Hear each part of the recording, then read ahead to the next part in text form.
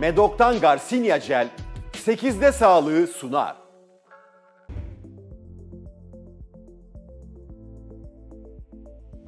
Merhabalar, günaydın. Ben Doktor Dilek Polat. Ben Doktor Şenay Serdağ. Bugün kadınlarda en sık görülen cinsel sağlık problemlerinden bahsedelim istiyorum. Nedir kadınlarda en sık görülen cinsel sağlık problemi? Kadınlarda aslında en sık orgazm olamama sorunları ve cinsel isteksizlik gözükür. Ama biz uzmanlara en sık vajinismus sorunu nedeniyle başvuruyorlar. Vajinismus yaygın görülen bir hastalık Türkiye'de. Vajinismus nedir peki? Vajinismus aslında hastalar bize vajinismus sorunu yaşayan kadınlar kendilerini şöyle tanımlarlar. Hocam her şey çok güzel, eşimi seviyorum, haz alıyorum, çok keyifli ama her şey o ana gelene kadar. O ana gelince birden istemsiz bir şekilde her şey benim için bitiyor, devam edemiyorum ve kasılıyorum, eşime izin vermiyorum derler. Bu sorunu yaşayan erkekler de sanki bir duvarla karşılaşıyorum ve ilerleyemiyorum diye tanımlarlar. Vajinismus sorunu yaşayan kişiler bu şekilde tanımlarlar durumlarını. Yani birbirleriyle çok paylaşmıyor insanlar bu durumu. O yüzden çok fazla bilinmiyor aslında. Sanki kadınlar sadece kendilerinin başına gelmiş gibi düşünüyorlar ama ne sıklıkta görülüyor vajinismus? Vajinismus bizim gibi toplumlarda, yani cinselliğin tabu olduğu toplumlarda oldukça sıklıkla izleniyor. Her 10 kadından birinin sorunu aslında. Vajinismus aslında güncel bir tanımlama değil. Disparoni ayrı, vajinismus ayrı olarak sınıflandırılıyordu eskiden. Ama artık Amerikan Psikiyatri Derneği'nin ruhsal hastalıkları sınıflandırdığı DSM-5'te ikisi aynı başlıkta değerlendiriliyor. Genitopelvik ağrı ve penetrasyon bozuklukları olarak kullanılıyor artık. Ama yani bunu kullanmak çok kolay değil. Biz hastaya sizin genitopelvik ağrı ve penetrasyon sorununuz var diyemeyeceğimiz için biz vajinismusu kullanmaya devam ediyoruz. En güncel tanımlaması aslında vajinismusun kişinin, kadının kendi arzusuna rağmen vajina içerisine herhangi bir yabancı cisim alamaması. Bu sadece cinsellikle ilgili değil. Tampon olabilir, fitil olabilir, bir ultrason probu olabilir, muayene olabilir. Muayene olmak da bu hastalar için oldukça güç oluyor. Evet, aslında sadece cinsel birlikteliği düşünmemek lazım burada. Aynı zamanda jinekolojik muayene olamaması, bir hastalığı varsa bunu saptamak açısından önemli. Jinekolojik muayene olabilmek için bile gelen hastalar var. Evet, hatta yakın zamanda şöyle bir olay yaşadım. 5 yıllık evliliğinde hiç cinsel birliktelik yaşayamamıştı. Tedavi oldu. Tedavi sonrası ultrason yaptık ve ultrasonda hoş olmayan bir takım görüntüler gördük. Biraz endometrium kalınlaşması gördüm. Sonrasında hastaya biyopsi yapıldı ve çok erken evre endometrium kanseri tanısı aldı. Çok erken evre tanı aldığı için çok güzel tedavisi olacak. O yüzden aslında sadece cinsellikle ilgili değil, pek çok şey için engel, yani hem kişinin fiziksel sağlığını, ruhsal sağlığını, ilişkisini, evliliğini, her şeyini olumsuz etkileyen bir problem vajinismus. Disparoni dedik. Disparoni ağrılı cinsel ilişki aslında ve o da çok sık görülüyor. Ama dediğiniz gibi farklı değil, artık aynı sınıflandırma içinde yer alıyor diyebiliriz. Evet, disparoni ağrılı cinsel ilişki. Vajinismus'ta daha çok psikolojik faktörler ön planda. Yani vajinismus'ta bir korku, kaygı, ağrı fobisi gibi düşünebiliriz. Disparonide de ilişki teşebbüsü oluyor ama kadının canı acıdığı için devam edemiyor. Aslında disparonilerin büyük bir kısmı tedavi edilmemiş vajinismus olanlar. İlişkiye girebiliyor bir şekilde ama hep kastığı için canı acıyor. Hasta kastığı için de canı acıyabilir ya da canı acıdığı için de kasabilir. O yüzden gerçekten ikisi birbiriyle çok örtüşüyor pek çok noktada. O yüzden artık ayrı ayrı değil de birlikte sınıflandırılıyorlar. Peki nasıl koyuyoruz tanısını? Vajinismus tanısı hastanın öyküsüyle konuş. Tanı kriterleri, 4 tane tanı kriterleri var. Penetrasyon sırasında güçlük, penetrasyon sırasında ya da öncesinde anksiyete ve korku, penetrasyon sırasında ağrı ve penetrasyon denemeleri sırasında pelvik taban kaslarında gerginlik. Eğer bu 4 bulgudan bir tanesi varsa ve bu tekrar ediyorsa O zaman vajinismus tanısını koyuyoruz. Tabii tanı koyduktan sonra bir jinekolojik değerlendirme yapmak lazım. Fiziksel sorunların ekarte edilmesi için. Ama hastanın hikayesiyle tanı konuyor. Burada özellikle bir şey vurgulamak istiyorum. Yani Türkiye'de cinsel tıpla ilgilenen hekim sayısı çok fazla değil ve vajinismus da şu şekilde bilinebiliyor. İşte vajinismus hastası hiç muayene olamaz, masaya bile, jinekolojik muayene masasına bile çıkamaz. Bize gelen pek çok hasta ben vajinismus değilmişim, işte gittim muayene olabildim diyorlar ama vajinismusun derecelendirilmesi de var aynı zamanda. Yani muayene olabiliyor olması onun cinsel birleşme sırasında sorun yaşamayacağı anlamına gelmiyor ya da tam tersi de olabilir. Burada vajinismusun çeşitlerinden de biraz bahsedelim. Primer vajinismus, hiçbir zaman cinsel ilişki girememiş olmak. Sekonder vajinismus daha önce normalken her şey, sonradan bu problemin ortaya çıkması. Biz primer vajinismusu daha sıklıkla görüyoruz. Durumsal vajinismus ise bazen bu durum ortaya çıkıyor, bazen de o çıkmıyor. Bazen normal o, bu da çok nadir gözüküyor. Durumsal vajinismusta kişi muayene masasına çok rahat çıkabilir, çok rahat muayene olabilir ama ilişkide sorun yaşayabilir. Ya da tam tersi, çok rahat ilişkiye girebilir ama muayene fobisi olabilir. Bunların hepsi vajinismus ve çeşitleri var yani vajinismusu. Bunu bilmek gerekiyor. Hastalar soruyordur mutlaka, hocam bu niye benim başıma geldi? Evet. Yani vajinismusun nedenleri olarak sayabileceğimiz şeyler var mı? Neler bunlar? Tabii ki en sık psikolojik sebepler, %90 psikolojik, %10 fiziksel sebepler nedeniyle oluyor. Psikolojik sebeplere de bakacak olursak tabii ki bizim gibi toplumlarda cinsellik tabu, bu konu hakkında hiç konuşulmuyor, cinsel bilgi eksikliği çok fazla. Özellikle küçük yaştan itibaren çocuklarımıza kendi yaşlarına uygun, anlayabileceği şekilde cinsel eğitim vermemiz gerekiyor. Bir de ilk cinsel deneyimle ilgili çok abartılı hikayeler var. Yine toplumda. Hastanelik olacağım gibi korkular oluyor. Evet, bunlar cinsel mit diyoruz biz. Kişinin kendisinin doğru olarak kabul ettiği ama gerçeklikle örtüşmeyen durumlar. İşte vajinamlar yırtılacak, kanayacak, zihinsel blokajları var ki bu kadınların bir felaket senaryosuna dönüştürüyorlar cinsel birleşmeyi. Oysa ki bu kitlenme insanda olan bir şey yok. Yani tıbbi olarak, tıbbi literatüre geçmiş böyle bir vaka yok. Bunun fiziksel bir sebebi var mı? Yani tanımlayabileceğimiz şu durumlarda evet vajinismus olabilir dediğimiz bir şey var mı? Şimdi fiziksel sorunlar daha nadir olmakla birlikte vajina girişinde kızlık zarının yapısal anomalileri nedeniyle işte kalın olabilir, himen sert olabilir, septalı olabilir. Bunlar fiziksel engeller. Gerçekten kadının canı acıyordur ve acıdığı için de kasıyordur doğal olarak.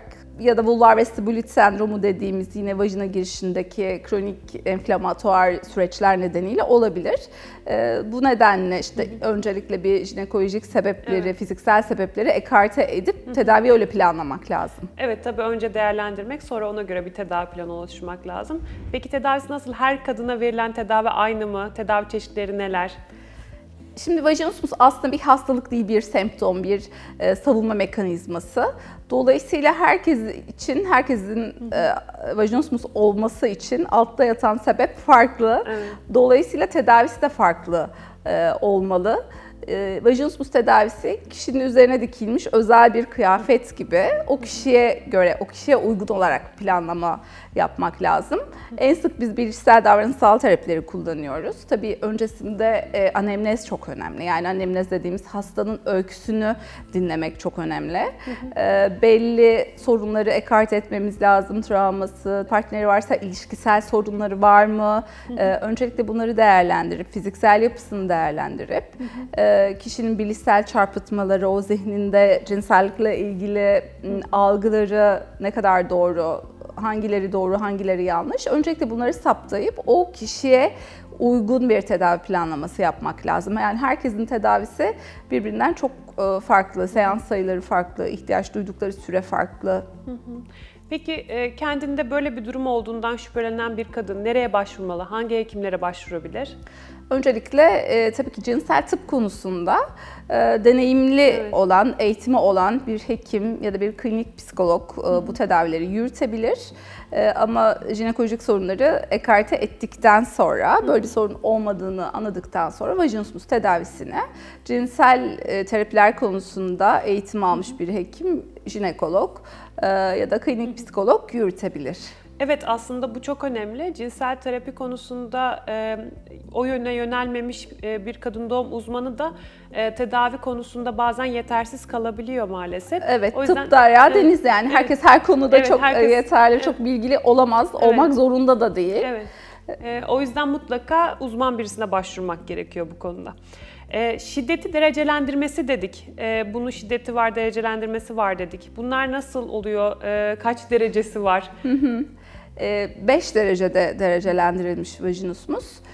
En üst düzey 5 derecesi 5 olan muayene sırasında çok yoğun emosyonel bulgular gösteren kişiler. Onun dışında kısmi penetrasyona izin veren, işte dokunulmasına izin veren ya da böyle şiddetine göre, hastanın tepkilerine göre 5 derecede derecelendiriliyor. Tedavi uygulayabiliyoruz bunlara ve %100 tedaviyle geçen bir hastalık aslında, ama ne kadar sürüyor bu tedavi? Bu da tamamen kişiye bağlı aslında. Doğru bir tedavi planlamasıyla 3 ila 5 gün içerisinde kişiye özel uygun tedaviyle bu sorundan kalıcı bir şekilde kurtulmak mümkün. Tabii bunun için belli kriterler gerekiyor. Bunlar neler? Öncelikle kadının bu sorundan kurtulmaya istekli olması. En önemli şey o. Bazen görüyoruz her günlük pratiğimizde. İşte aslında kendisi istemiyor, tedavi olmayı da istemiyor. Eşinin zorlamasıyla gelebiliyorlar. O zaman tedavi sıkıntılı. Kadının kendisinin bunu sorun olarak görüyor olması lazım. Zaten psikolojik rahatsızlıklarda kişi bunu eğer kendinde sorun olarak görmüyorsa bizim yapabileceğimiz bir şey yok. Öncelikle kendisinin hani bu durumun düzelmesini istiyor olması lazım. İkinci faktör, eşinin eğer varsa, her zaman şart değil, partnerinin olması. Ama eğer bir partneri, eşi varsa destekçi olmasını istiyoruz. Tedaviyi desteklemesini, eşinin yanında olmasını istiyoruz. Üçüncü faktör de tedaviye uyum. Terapistle güven ilişkisinin kurulması lazım. Güzel bir terapötik bağ kurulduktan sonra tedavide %100 başarılı olma şansı var tabii ki, ama bu faktörlerin sağlanmış olması gerekiyor. Peki tedaviye tek olarak mı geliyorlar, çift olarak gelebilirler mi? Hangisi daha iyi olur bu konuda, ne düşünüyorsunuz? Eğer bir partneri varsa ve partneri geliyorsa tedaviye, tabii ki bunu tercih ederiz, destek oluyorsa ama tedavi sürecini köstekleyen erkek partnerler de olabiliyor. Şimdi onlar da hiç duymamış olabiliyorlar böyle bir sorunun varlığını, kendisine yani beni mi istemiyorsun diye düşünebiliyorlar ama hiç alakası yok. Aslında eşini sever, ister, eşine olan duygularıyla hiç ilgisi yok. Partneri varsa tabii ki partneriyle gelebilir, ama bazen de kadınlar partnerini, eşini tedavilere dahil etmek istemiyorlar. Bunu bir zayıflık olarak gören hastalarımız oluyor ve hani bunu göstermek istemiyor, eşi gelsin istemiyor ya da partneri yok, böyle bir sorun yaşamış uzun yıllardır ya da belli bir süre yaşamış bu sorunu, sonrasında da partnerinden ayrılmış, tek başına özgüveninin yerine gelmesi için tedavi olmak istiyor. Bu durumda ne yapacağız? Partnerin olmazsa seni tedavi edemeyiz demeyiz zaten, gerek de yok. Aslında bu kadının kendi organıyla ilgili, algılarıyla ilgili problem. Biz tek başına da olsa vajina kaslarını kullanmayı, hükmetmeyi, kendi bedenini tanımasını, cinsellikle ilgili algılarını, bunları değiştirebiliyoruz. Tek başına tedavide yapabiliyoruz, mümkün. Aslında kendisi için bunu yenmesi gerekiyor. Tabii ki kendisi için yapması lazım. Sonrasında tedavi ettik diyelim ki, sonrasında tekrarlayabilir mi? Tekrarladığı oluyor mu? Eğer tedavi sonrası bizim önerilerimize uyan, ilişkiye girecekse bunu sıklıkla yapan, böyle uzun süre ara vermeyen, tedaviyle uyum içerisine gidenlerde herhangi bir sorunla karşılaşmıyoruz. Ama eğer çok uzun süre ara verirse ya da sonrasında travmatik bir olay yaşarsa ne olabilir? İşte daha önce vajinismus problemi vardı, çok zor bir doğum geçirdi, bir cinsel travma geçirmiş olabilir da kürtaj gibi sıkıntılı durumlarda yine nüksedebilir tabii ki. Ama tedavisi var, tekrar tedavi Tekrar tedavi başvurmalı. olabilir, evet. Vajinismus ve cinsel isteksizlik aynı şey mi? Aslında konuştuk, değil gibi konuştuk ama yine de bu konunun üzerine de duralım biraz. Vajinismus cinsel isteksizlikle çok sık karıştırılır ama ikisi farklı şeylerdir. Cinsel isteksizlikte kişi herhangi bir cinsel eylemde bulunmayı istemez. Ama vajinismusta cinsel istek normaldir. Yani cinsel yanıt döngüsünün o işte istek, uyarılma, heyecan, orgazm kısımlarında hiçbir problem yoktur. Vajinismusta problem sadece içe yabancı cisim alma fobisi, yani birleşme sırasında sorun olur. Diğer alanlarda herhangi bir problem olmaz. Ama bu sorunla yaşadıkça artık bir bıkkınlık ve o noktaya gelince o başarısızlık duygusu, hayal kırıklığı tabii ki bir süre sonra cinsel isteksizliğe de neden oluyor. O yüzden hani tedavileri çok ertelememek lazım. Aynı zamanda hem kadında hem erkekte isteksizlik yaratıyor. Çünkü çok heyecanla güzel başlayan bir cinsellik bir yerde hayal kırıklığıyla sonlanıyor ve iki tarafta da bir süre sonra artık hiç deneme de yapmak istemiyorlar. Çünkü hani korktuğumuz şeylerle çok yüzleşmek istemeyebiliriz. O duruma gelmemesi için vajinismusa bağlı olarak cinsel isteksizlik oluşabiliyor. Cinsel isteksizlik varsa eğer kişide ve bu herhangi bir nedenle olduysa o nedeni ortadan kaldırdıktan sonra gayet güzel çözüyoruz bu sorunu. Ama eğer daha primer cinsel isteksizliği varsa kişinin herhangi bir nedene bağlı değil de o çok daha multifaktöriyel ve onun tedavisi çok daha uzun süreli, daha farklı oluyor ama vajinismusa bağlıysa vajinismus düzelince isteksizlik de düzeliyor zaten. O zaman bu sorunu yaşayan kişilere ne önerirsiniz? Vajinismus bizim toplumumuzda oldukça sıklıkla izleniyor. Bu sorunu yaşayan kişiler genellikle sorunlarını erteliyorlar. Vajinismus hep söylüyoruz bir erteleme kaçınma hastalığı. Benim gördüğüm en yüksek 30 yıllık evliliklerinde bu sorunu yaşayan bir çift gördüm. Yani yıllar geçiyor, zaman geçtikçe düzelir diye düşünüyorlar ama daha iyi olmuyor. Dolayısıyla erteleme hastalığı olduğu için bu sorunu yaşayan kişilere ertelemeden mutlaka sorunu çözmek için adım atmalarını öneriyorum. Evet, aslında dediğimiz gibi %100 tedavisi mümkün olan bir hastalık. Aslında adım attıktan sonra sonrası gelen çözümü olan bir hastalık. O yüzden bir an önce adım atmak gerekiyor. O ilk adımı attıktan sonrası da geliyor zaten. Evet, tedavi olduktan sonra hani bu kadar kısa mıydı, keşke daha önce gelseydim diyen çok fazla hasta gördüm. Ama iyi ki ertelemişim ve daha önce gelmemişim diyen şimdiye kadar hiç görmedim. Evet. Bugün vajinismustan bahsettik. Dediğimiz gibi eğer böyle bir şikayetiniz varsa, bunu düşündüren bir şikayetiniz varsa mutlaka bir adım atarak bu konuda uzmanlaşmış birisine gitmeniz gerekiyor. Tedavisi mümkün, hatta kolay, 3-5 günde çözülen bir sorun. Herkese sağlıklı günler dilerim. Sağlıklı günler diliyoruz. Medok'tan Garcinia Jel 8'de sağlığı sundu.